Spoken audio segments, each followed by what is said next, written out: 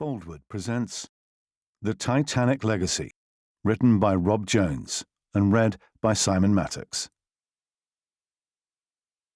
Chapter 1, 10th of April, 1912.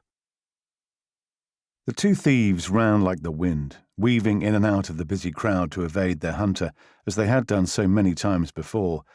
But this time was very different. Usually they made off with no more than the contents of a picked pocket or a snatched purse, a handful of florins, some silver shillings, or perhaps a lady's watch or her precious golden rings.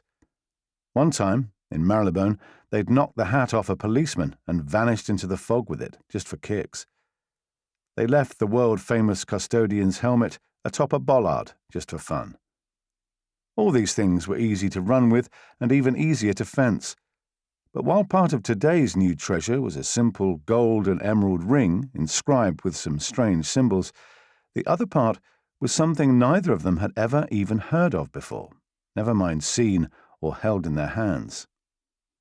A small golden idol, smooth and yellow and strangely unsettling to look at, all packed away in a canvas bag slung over Jeremiah's shoulder. Neither thief knew what it was, but the robbery in which they had stolen it, just like this chase, was thrilling and exhilarating and dangerous. And young Jeremiah Brown had never felt more alive. The pickpocket from South London darted in between a young couple, parting them with his hands as he sprinted through the excited crowd. Ahead of him, his partner in crime was struggling to keep up. But George Wood, from the foggy wharves and dark alleys of the Isle of Dogs, looked like he was enjoying himself every bit as much as his friend from south of the river. "Hurry up, Georgie, you silly bastard!" Jeremiah cried out over his shoulder. "He's almost close enough to grab your shirt tails." The young thief turned and laughed, not a care in the world. "The devil will catch me first." They ran to a crossroads and turned into another street. There, at the far end of the narrow road, they saw a small section of the ship moored up in Southampton Dock on this cool English spring morning. "Bloody hell! Will you look at that? Look at the size of her!" George skidded to a halt beside his friend, heart pounding in his chest. When he stared up at the enormous passenger ship at the end of the road, he almost forgot to breathe. "I ain't never seen nothing like it, Jez. Imagine what she looks like inside." Behind them, they heard the private investigator screaming again, "Stop those two boys!" Jeremiah and George looked at each other, the smiles of awe and amazement on their young, filthy faces quickly fading. "In that case, we'd better get a bloody move on, or we'll never find out." With that, Jeremiah was gone, fleet-footed as he made his way down the rest of the street towards the giant passenger ship. George, still standing on the pavement, turned and saw Luther Dankworth bearing down on him, black Homburg hat gripped in his right hand as he ran. His old friend was almost at the end of the street now, the stolen goods tucked safely inside his canvas bag. "Wait for me, Jez!" George took off, running down the street towards the mighty transatlantic liner. When he turned the corner, he saw hundreds of people bustling everywhere. Above them, black smoke was drifting from the massive ship's front 3 smokestacks as people climbed the gangways and boarded her. Jeremiah had told him back in London on the morning of the robbery that the 4th stack was a fake, built just to make the ship look bigger. He'd laughed at him, but now he knew his old friend was right again, just as normal. "Get a move on, Georgie!" Much younger and fitter, the two boys weaved through the crowd and put some distance between themselves and Dankworth. He had been on their tail since the robbery back in London a few days earlier, but it was time to say goodbye to him. Slipping out of sight in the bustling throng, George followed Jeremiah as he moved away from the ship and headed back towards the next road along. It was a feint. When they reached the corner of the road, they knocked over a woman and caused a gasp of horror. A man shouted and waved his fist at the two boys, but the job was done, and they double-backed on themselves. Dankworth had seen the hubbub and turned in its direction. At the same time, the two boys slipped once again out of sight and reversed course, using a large stack of crates holding bottled beer for cover. Like several other mountains of crates holding lemons, limes, oranges, vegetables, and meat and eggs, the beer was slowly being loaded inside the great ship's cargo hold. Jeremiah was no slouch, and had clocked the crates as soon as he turned onto berth 44. Now he led George behind the piles of food and other cargo. Nearly $500,000 worth, he'd read in the Times. Everything from cotton to orchids, perfume to tennis balls. It was all going into the enormous hold for the long maiden journey across the Atlantic. And so were Jeremiah and George, but not in the cargo hold. The two young Londoners had a cheap third-class cabin in steerage waiting for them, just as soon as they could get there. Someone made a joke in the crowd, and everyone laughed. Behind them, Dankworth was already lost in the throng, halfway across the berth to the water on the other side. The atmosphere was electric. Still on the move, Jeremiah reached into his pocket and pulled out a small piece of straw-coloured paper. George did the same, and they slowed to a walk before reaching the end of the remaining cargo, still waiting to go on board. "Take a look at that," Jeremiah said, looking at his ticket. "Third class, White Star Line, Royal and United States Mail Steamers. It's all here, Georgie. Third class steerage, passengers contract ticket. Our ticket to a new life." He gave a loud, heartfelt laugh. "My deepest and most sincere thanks to Ismay, Imrie & Co. of Cockspur Street, London." The more cautious George looked behind him, but no sign of Dankworth. As they made their way towards the third-class boarding gangways down on the dock, he grew even more excited and stared at the date stamped on his ticket with elation. "The 10th of April 1912, Jez. That new life starts today." Jeremiah looked up above and watched the cranes hoisting baggage up onto the ship and second-class passengers boarding on elevated gangways, leading them to the higher decks, his smile fading. "And next time we sail, we'll be in first class, not even second class. Penniless immigrants one day and millionaires the next. Talking of which, we better go and speak to our man, Georgie, get the ball rolling, get our wages for a good job done." Inside the steerage area, Jeremiah found it harder than he'd imagined to make his way up to the agreed meeting place on the promenade deck. As third-class ticket holders, their outside access was largely restricted to the poop deck at the stern and the fore and aft well decks. But after a few short spells in Millbank and Holloway prisons, Jeremiah was unimpressed by the ship's security and found it wanting. After vaulting a few rails and ducking behind some lifeboats, he was able to successfully lead his friend to the appointment with their employer. And there he was. George nudged Jeremiah with his elbow. "Looks like the Grim Reaper," Jeremiah chuckled. "In which case, I hope your soul is ready for heaven, my friend. I know mine ain't." "And who's that behind him?" George pointed to a large man dressed in a cheap brown suit. He had a chest like a Chianina bull and a thick black moustache, and he loitered a few yards away from the bench, hands behind his back. "Maybe one of his thugs," Jeremiah said. "Be careful. Just wait here a second, me old mate." George waited nervously as his old friend disappeared from sight for a few moments. When he returned, he was straightening his jacket and taking the bag from his shoulder. "Right then, Georgie, let's do it. Oh, and just agree with whatever I say." They approached the man. He was the sole user of a long wooden bench situated at the stern end of the second-class promenade deck. From his clothes alone, Jeremiah and George both knew he'd walked down from first class to meet them halfway. He looked up, saw them, checked a gold pocket watch, and then rose to greet them. A smile was nowhere to be seen on his thin, white face. "Braun and Wood?" A strange accent, Jeremiah thought. Maybe German. "Yes, us, sir." "You have fulfilled the contract?" A loud, deep horn emanated above them and filled the docks. Frightened seagulls took to the air. "We have, sir." He sighed and stared out to sea. "Then where are they?" "They, sir?"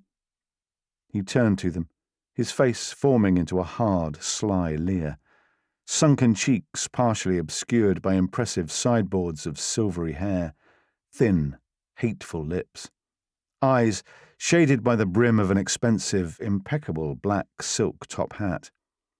In his right hand, a beautiful walking cane of zebrano wood with a solid brass handle cast into the shape of a spitting cobra's open mouth. "The ring and the idol boy. Where are they?" "Oh, well, that's just it, sir. See, we had a bit of a problem back in London." The eyes grew smaller and colder. "Problem?" "Yeah, didn't we, George?" He nudged George in the ribs, and his confused friend quickly nodded in agreement. "Yes, sir, a problem." "Explain." "We got to the house you told us about. The address was right and all, but inside we only found a ring, no idol." The man growled. "Don't lie to me, you little wretch. I already read in the newspapers about the robbery. Both the ring and the idol were taken." "I swear, sir, it's not a lie. There was no idol. We read that too. Old Skullberg's lying just so he can get his hands on the insurance. I swear it up and down, sir, on me mother's life." "It's true," George said. "We couldn't believe it when we read it, sir." After a long pause, the old man said, "And the ring?" Jeremiah produced a small purple velvet box with a smile. "Here, sir." The man snatched the box, opened it, and regarded the small golden ring for a few seconds. Shining yellow metal and sparkling green emerald, captivating in its beauty. When his eyes fell on the strange carvings, he smiled briefly and snapped the box shut, pocketing it in his suit. "And there was definitely no idol with this ring?" "Not in the old place, sir. We trashed it good and proper." He raised an eyebrow. "I read about that in the paper too." "And there was no idol, I swear it," Jeremiah said. "It's possible, I suppose. Conrad, search them both." The enormous man in the brown suit stepped forward, grabbed a fistful of each boy's jacket with each hand, and dragged them to the side of the promenade deck. "You won't find it," Jeremiah protested, "because we ain't got it." The old man smiled a thin, hateful smile. "Nonetheless." After the search, the old man ordered Conrad to step away. Then he walked over to them both, slowly and with menace. As he peered down at them, he frowned hard. His gaze was icy and cold, and seemed to bore into their very souls. "And you say that you couldn't find the idol anywhere in Skullberg's mansion?" "No, sir," Jeremiah said. The earlier confidence he'd felt back on the dock was rapidly fading away in the man's somber presence. "Not anywhere, sir, just like we said." "And you are sure you looked everywhere?" "Even in the cellar, sir," George said. "Just like you told us to." The tall man in the black top hat sighed impatiently, his stare hardening further. A brisk wind from the northwest whipped across the deck and cut the temperature on an already cool day. "If you are lying to me, I'll have Conrad slit your throats. Think very carefully about what you are telling me. I am not a man to be trifled with. Professor Ernst Bauer is a name that strikes fear in many men much more fearless than you two wastrels, believe me." Jeremiah wondered if that were true. Remembering he was a seasoned thief from the rough end of London, and this man was no more than a stuffed shirt who looked about 100 years old, Jeremiah decided to change tack. Narrowing his eyes, he closed in on Bauer and lowered his voice. "If we'd found it, you'd be holding it in them soft little hands of yours, wouldn't you now, Prof? Unless you're doubting the veracity of my word, that is, Governor." A gamble, to be sure, but one that paid off. Bauer lifted his chin and took a step back. "No, I accept your explanation. He must have moved it to another property and lied for insurance purposes. That's the sort of filthy trick he would do. Anyway, it's too late to worry about it now. Wherever it is, I will find it eventually. Here's the money I owe you for your work." He reached a long white hand into his pocket and handed the two teenagers a handful of silver coins. "Now, be off with you. Back to steerage, where you belong. And don't try to intimidate me again, or I'll have you arrested when we reach New York. Now go." "Thanking you kindly, sir," Jeremiah said, with a mock bow. "And here's to hoping we never run into each other again. Come on, Georgie, we got a new world to discover. Let's leave this old fossil and get on with our lives." They made their way back to the forward well deck, stopping on the way to collect the wrapped-up idol from where Jeremiah had hidden it behind the number 2 cargo hatch when he'd momentarily left George on his own. Then Jeremiah pulled a bottle of brandy from his bag and cracked it open. "Maybe we should have just handed it over, Jez," George said, swigging from the bottle of brandy and wiping his mouth roughly with the sleeve of his jacket. "I mean, what if the old bastard never believed us and searches the ship? What if he has the coppers waiting for us in New York?" Jeremiah weighed the golden idol in his hand, admiring the way it sparkled in the sunlight, staring at the strange letters, like Greek but different. He laughed. "You know what your problem is, don't you, Georgie? You worry too much. What if this, what if that, what if the other? You can worry about anything. Here, give us that bottle. You're hogging it." He snatched the brandy from his younger friend and took a long, deep swig. When he'd finished draining half an inch off the top, he smacked his lips, held the bottle at arm's length, and stared out at the cold sea. "We're going to be rich, Georgie. Rich as dukes. When we get to America, we'll sell this thing and pocket the cash. Buy us a business. Make us rich, rich, rich." George began to relax. "You think? Course I do. Whatever this thing is, it's got to be worth more than a fistful of silver. That old bastard must think we was born yesterday. Who the hell hands over a piece of gold as heavy as this for a handful of silver coins? Not me. I didn't come down with the last bloody shower. That grubby little ring, maybe. It was still gold, but there weren't enough of it to melt down into a single gold sovereign, was there now?" He tapped the side of George's head. "Think about it. Maybe that little green gem was worth something more, but I don't care. Besides, we needed to give the old sod something or he'd have been too suspicious. So, get rid of the ring and keep this beautiful golden statue all for us. Think about it." The ship sounded its loud horn as tugs began to push its stern out into the dock. George sipped more brandy, his face growing more thoughtful as he looked at the golden idol in his friend's hands. "So now what? Now we set sail for America, Georgie. We set sail for America and an amazing new life." Chapter 2. Present Day. Rinaldo Ferrari was a squat, broad man with a thirst for blood and a hunger for gold. Raised in the Argentinian highlands, he was as hard as a rock and twice as ugly. He knew from years of street fighting that the first punch was always the hardest, and getting in hard and fast mattered the most. He was no believer in finesse, just force. After all, there was always a bigger fish. He once killed a man with one bare-knuckle strike to the head, for no reason at all. In the quiet moments, he told anyone who would listen that nurture did this to him, not nature, but not even he was completely certain of this. He dragged on a cigarette as he watched the twilight fade and the neon world far below him quickly come to life. From their position, high on Frenchman Mountain, Sin City was every bit as impressive as people had told him. But he wasn't here to debauch himself, far from it. A very serious man had told him he was here on the trail of the world's greatest secret. "The world's greatest secret?" he'd asked the man. "What sort of secret?" "Nothing you need to worry about at this stage," the man had said, anxiously. "Just do as you're told, and you'll find out everything when the time is right."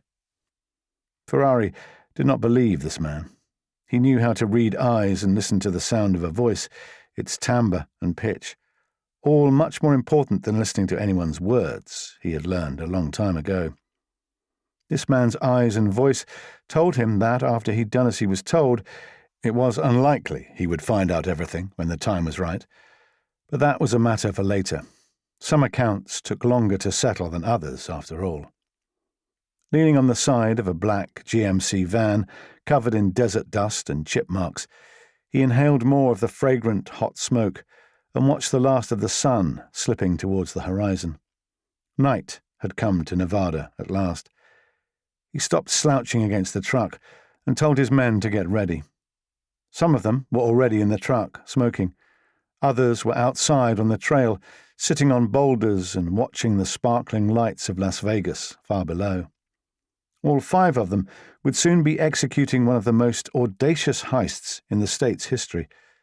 For this gang of old thieves and jailbirds, it was the most important job any of them had ever done, and also the last. The man they were working for had told them failure was not an option. By the look on his face, he believed him. Ferrari saw that in his eyes, too. "When is it time to get out of here?" Axelrod asked. He was one of the men looking out over the city. When he spoke, his cigarette bobbed up and down on his lips. "I can't stand all this hanging around, boss. It's bad for my heart." Ferrari looked over at him. Like the others here, Axelrod had worked with him on countless jobs in Mexico and the US, and was a solid member of the gang, even though he was known to have a very short and explosive temper. "We wait until the planned time, old friend." Ferrari wandered over to Axelrod, his snakeskin boots crunching on the gravel as he went. Flicking the burned-out cigarette stub from his hand, he immediately lit another cigarette and took a deep breath. "There's no need to rush tonight, amigo. This is our last job together. After this, I never need to see your ugly face ever again." Axelrod chuckled. "Or the faces of any of these other ugly bastards. I thought the same thing." One of the other men, a weightlifter from Yonkers called Tucker, said, "Why couldn't we just wait for the bastards down on the road?" "Yeah, we have the GPS tracker," said Patterson, the man next to him. "We can just wait for them to turn up. Easy as snapping a chick's neck." Carter, the last of the crew, a lean and worn Alaskan with skin like a cheap wallet, rolled his eyes. "Because," Ferrari said patiently, "the tracker only allows us to track them. It does not tell us if they've arranged any kind of escort. To know this, we must use our eyes, like the hawk, circling above your fat head." Carter scowled, but calmed himself. "If you say so." "Yeah, I say so," Ferrari said, turning to Axelrod and lowering his voice back to its usual cool, controlled level. "Tell me, what will you do with the money?" "Donna wants to move to Palm Springs." Axelrod's lips turned down at the corners of his mouth. "Donna wants to move to Palm Springs?" Ferrari asked. Axelrod nodded. "Yep, she wants to live in Palm Springs. She says the air is better for her health. Something about low humidity. No good? You know how I feel about surfing, boss. Sunset Beach, Oahu, is where this old thief is spending his last few days." He jabbed a fat thumb in the middle of his chest to underline the sentiment. This was happening, no matter what. Oahu. Donna would have to suck it up. Ferrari laughed. "I know you, and I know Donna."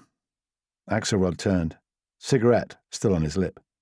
And I hope you enjoy your retirement in Palm Springs." Axelrod sighed. "Yeah." Ferrari's eyes drifted from his old friend and danced over the Vegas skyline until they located the Luxor Las Vegas.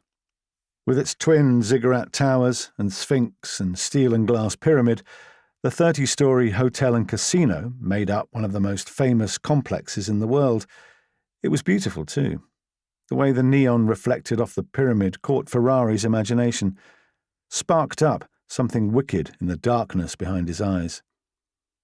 He thought maybe he'd like to blow a few $100,000 in there one day when the heat had died down, when he was free, a bird finally out of its cage. But it wouldn't be wise to go back for a very long time after knocking the place off. He was distracted for a few seconds by the last rays of sunshine striking the tops of the golden Mandalay Bay hotel towers, but then it was gone, and his mind went back to the Luxor. and one of the weirdest heists he had ever planned. Ferrari had not been raised a thief, but a farmer. Life was hard on his father's farm in the Puna, and he'd moved to the city as soon as he was old enough to rent a hotel room. He'd had lofty dreams of starting a business and sending money back to his struggling parents, but Buenos Aires had other ideas. In less than a year, he'd joined a gang and started robbing banks. His keen intelligence and meticulous planning soon elevated him to the very top of the pecking order in the city of Tango's filthy underbelly. Years passed. He grew richer, but his father knew where the money came from and refused it, in the same way he refused to speak to his son while he was working as a common thief. When his parents died, he sold the farm for a pittance and never looked back. By then, he'd grown used to a life of speed and danger and easy money. His heart had grown as cold as ice. Remembering his father toiling in the fields evoked not pity, but contempt. He was ashamed of his weakness and vowed never to let himself be brought so low. Honest work was meaningless unless it paid good money. The hot desert air stirred his raven-black hair and pulled him from his thoughts, right back to the strange mission and the even stranger man who had ordered the job. Ferrari was no fool, and he knew that the man who had called himself Scipio had been very sparing with the mission's full details. All he knew for now was that the Lexor Las Vegas had a large exhibition of artefacts and other items of interest relating to the Titanic, and that one of the items on show was an old, battered compass from the 16th century. Scipio had ordered him to acquire it. Scipio had provided a handful of pictures of the object in question. This was how he knew what it looked like, and it looked like a piece of junk. It was gold, though, but the money Scipio was paying them to liberate it from the exhibition was 50 times more than its metal value, and this got Ferrari thinking. Obviously, Scipio and his puppet masters wanted the compass not for its gold value, but for another reason. He doubted this reason was historical interest, or to add to another collection somewhere. Just something about the way Scipio had talked gave him the impression he was no antiquities collector, and this made him suspicious, whetted his thief's appetite. No, they wanted the compass for another reason altogether, and whatever it was had to mean it was worth a hell of a lot more money than either its historical or metal value. The wily thief from Argentina had spent a lot of time wondering exactly just what this might be, but despite some colourful speculation, he'd come up mostly blank. There was obviously something special and unique about this particular compass, beyond its association with the Titanic, but it was impossible to know what it was. A secret message? Something built into it to make it give different directions to some special place? There was only one way to find out, and that was to get a better look at it. Luckily, that was exactly what Scipio was paying him to do. After sweeping Sin City one more time with his binoculars, Ferrari closed in on the Luxor Las Vegas and saw what he'd been waiting for. A team of security guards was loading part of the exhibition into the back of an armoured truck parked outside the hotel complex. It was not a heavy load, just a handful of boxes containing certain treasures amassed over the years by a wealthy investor named Morton Wolfe. Tonight, the exhibition was coming to an end, and Mr. Wolfe was taking redelivery of his goods, including the compass. Or so he thought. "It's time, friends," Ferrari said. "Masks on. Guns ready." Chapter 3. With the balaclavas now joining the rest of their black combat fatigues and automatic weapons, the small group had silently transformed from a team of thieves to a unit of paramilitary soldiers, minutes out from the mission of their lives. As darkness gathered over Frenchman Mountain, the armoured truck full of the loot trundled out of the city's eastern districts and joined Las Vegas Boulevard north, cruising past the airport and snaking up towards the Valley of Fire State Park.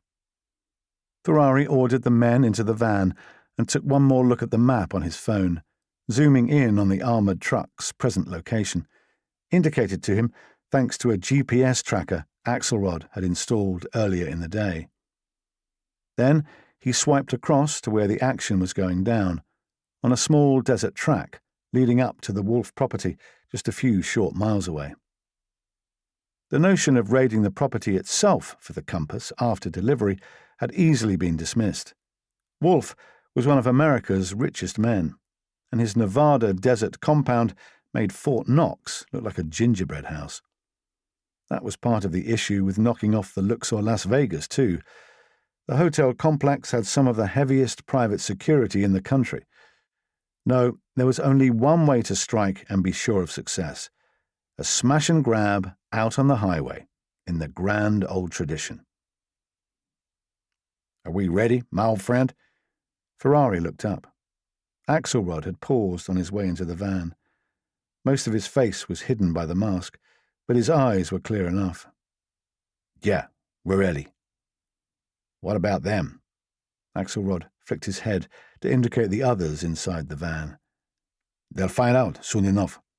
Axelrod smirked. "I guess so." It was crazy, but Ferrari felt a twinge of guilt. It was easily shaken off.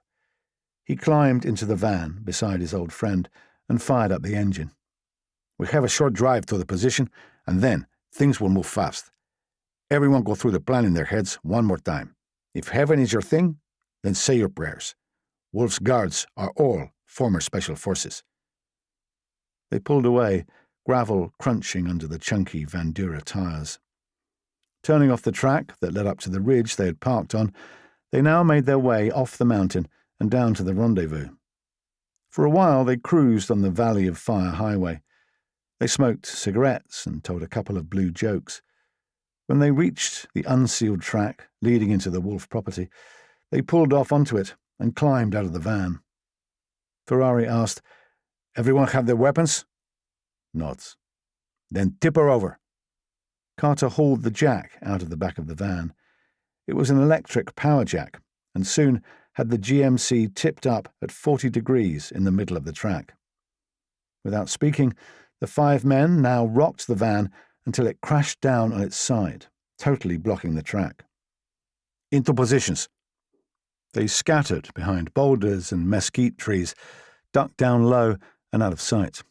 Guns in hand, they waited in silence. The only light was that of the bright full moon over their heads, a dazzling white disk in the star-studded black void stretching to infinity high over the desert. Ferrari consulted his smartphone. "They're almost here." Phone back in his pocket and gun at the ready, he searched for a visual on the armoured car. He didn't have to wait long. Headlights swept in an arc across the desert night as the armoured truck pulled off the highway and turned into the track leading down to the Wolf compound. Then they saw the upturned GMC and pulled to a stop. The engine idled in the darkness. The guard in the passenger seat was already on the radio. "Go, go, go!" Ferrari said. The men stormed the truck. Carter and Patterson from the east, Ferrari and Tucker from the west. Axelrod was at the rear, placing explosives on the rear doors. The men inside wound their windows and opened fire. Ferrari's men returned fire, never stopping their advance on the vehicle. Axelrod finished the placement of the explosive and ran around to the side, hitting the detonator and blowing the back doors off. A burning man stumbled out of the back, screaming in agony as the flames licked over his body. Ferrari peppered him with rounds and ended the pain. Carter and Tucker raked dozens of bullets into the guards at the front, biting and chipping and tearing at the open windows and blasting broken glass into their bullet-pocked faces. As they slumped dead inside, Carter and Tucker reached into the truck on either side and opened the doors, dragging the 2 corpses out and across the sand, away from the vehicle. Ferrari looked at his watch as he ran to the back of the truck. Clockwork. He and Axelrod checked the boxes were in place. Then Axelrod reached under the rear fender and grabbed the magnetic GPS tracker, tossing it out onto the sand. There was another one belonging to the company somewhere, but that wouldn't be a problem for long.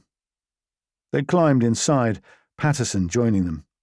Tucker was at the wheel with Carter beside him. They reversed the truck and spun around in a tight half-circle, flicking up a great arc of sand and grit.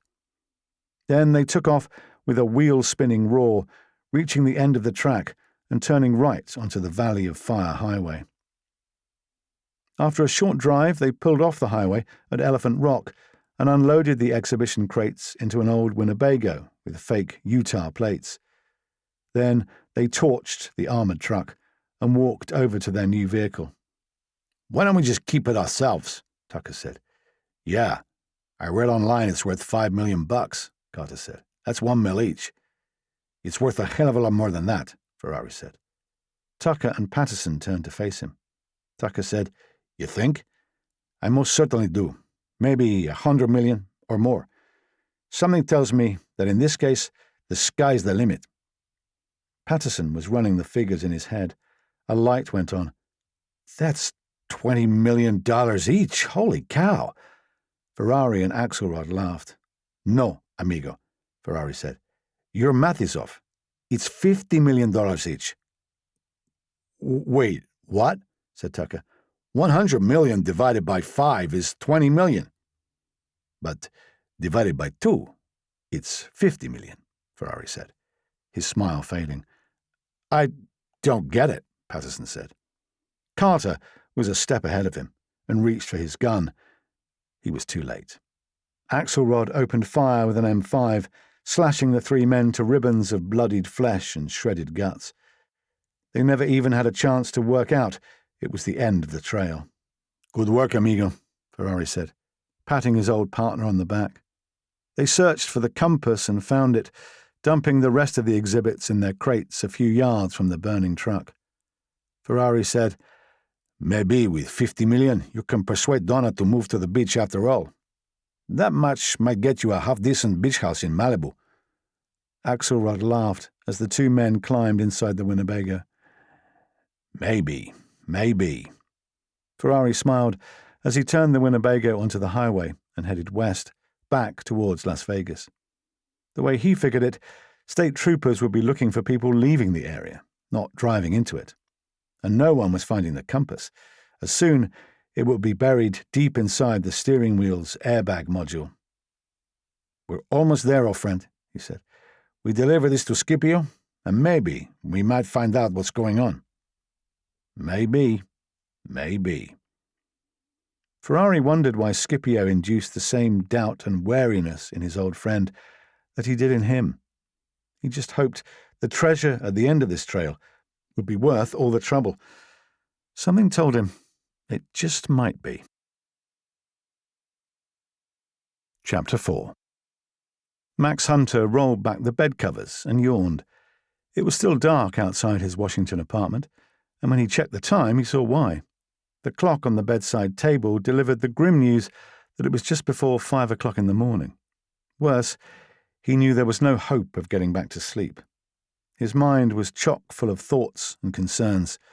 First up was his career. He was enjoying life in the HARPA team, but he still found himself thinking about his previous incarnation, working as the lead field archaeologist for UNESCO. He had worked hard to achieve such a senior and demanding position, climbing rungs on a steep ladder, starting as an officer in the British Army's highly respected Grenadier Guards. From there, life had taken an interesting twist, and he found himself writing an archaeology doctorate at the University of Oxford.